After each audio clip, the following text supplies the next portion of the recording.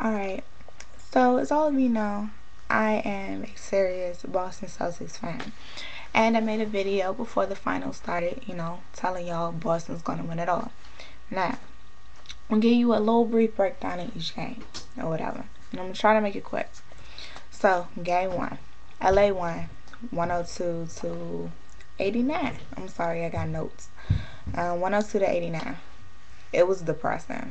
It really was. It was like,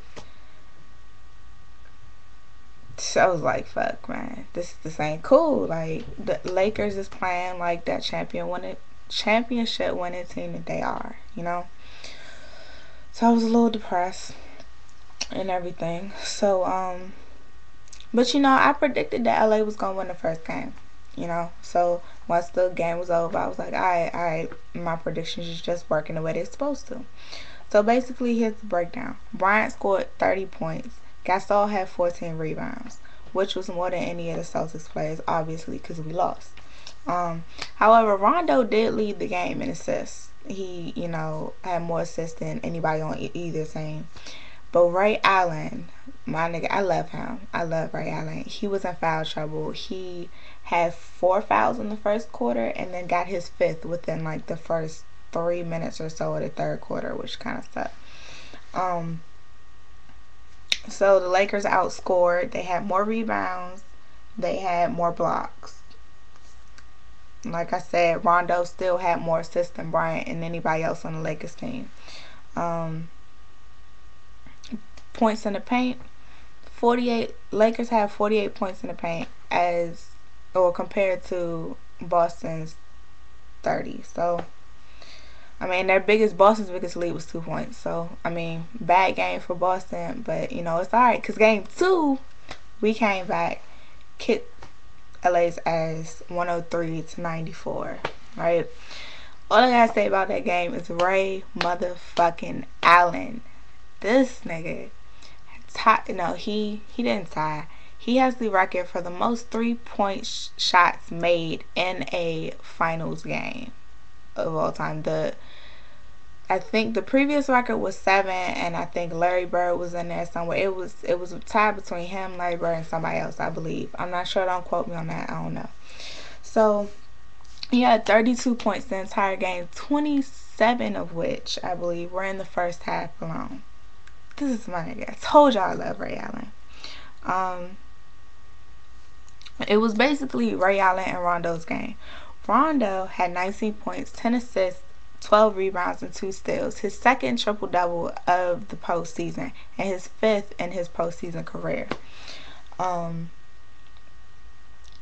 We outscored them, obviously, 36 compared to LA's 26 points in the paint. That game basically proved backed up why I think Ray Allen is the best shooter in the NBA. That was him and Rondo's game. I'm not saying that no one else on the Celtics team did anything, but, if you look over the highlights, it's Ray Allen and Rajon Rondo all over the place.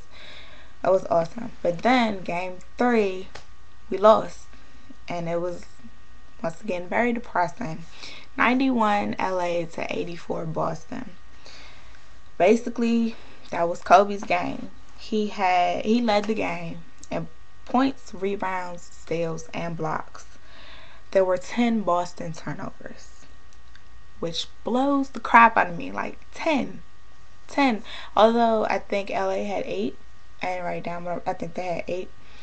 10 turnovers. It's too much, Boston. What are you doing? You can't do that against a team like the Lakers. You really can't. Despite our 50 points in the paint compared to LA's 38, our biggest lead was only 7 compared to LA's 17. Lamar Odom also showed up for that game. I'm not a fan of him. I don't know why. I'm just not a fan of Lamar Odom. But he had 12 points in 5 possessions. 12 points and 5 shots. So I'm sure he hit a couple threes in there or whatever. But yeah, Boston's offense was awful. Ray Allen, who was the star of game 2, was 0 for 13.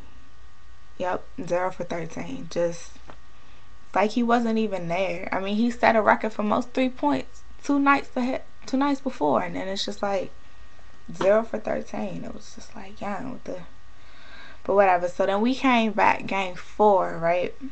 We came back to beat LA 96-89. Now that's the game that was on last night. So the series is now tied 2-2. So basically, first half of the game, our offense was nowhere to be found. Defense was tight. Defense was on point, but our offense was like non-existent. We was missing easy shots. Like, I don't remember winning the game. I just know it was the first quarter. KG wants to shoot a layup, missed it, got his own rebound, shot it, missed it again. I mean, it's like stuff you can't do against the Lakers.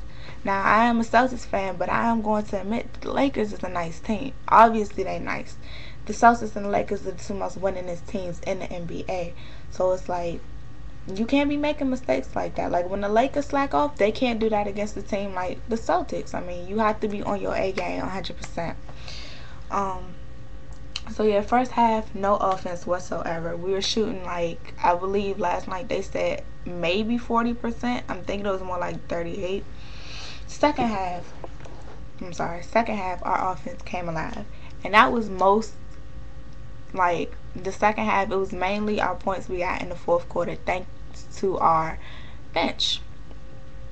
Our bench players, like Nate Robinson, Big Baby, aka Glenn Davis, Tony Allen, and Rasheed Wallace.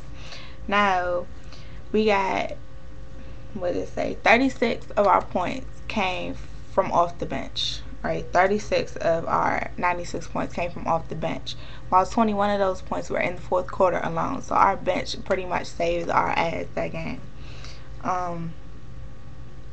So basically, Doc Rivers' plan was that if the Lakers came within 6 points of, you know, the Celtics, that they would put their bench squad back in. They never came within 6 points or whatever, so he never had to switch out his starters or whatever. Or he never, I think he switched in the bench, and then he was like, he was going to keep them in there, and they never got within 6 points. So he just, you know, ushered the starters back in within like the last 2 minutes of the game. So yeah, Boston had 54 compared to LA's 34 points in the paint. So I mean, that was Boston's game. Like I said, first half it was terrible. I really thought we was gonna lose. We were down at the half, I believe, by like 4 or 6 points or something.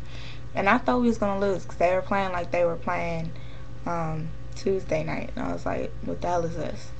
And then they came alive. Thank you to our bench players. You know, you gotta put your veterans in there every once in a while. You know how it goes. But yeah, game 5 in Boston on Sunday at 8 p.m. Eastern Time on ABC. If you're in the DC area, that is channel 9.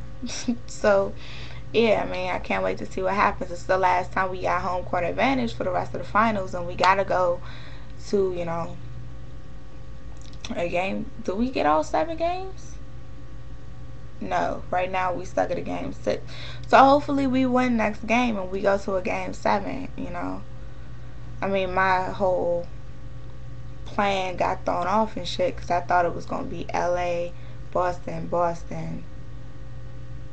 LA. I don't remember. I just knew it was going to be Boston in 6. So we'll see what happens. It could still be Boston in 6. But yeah, that's my 2 cents and I'm out.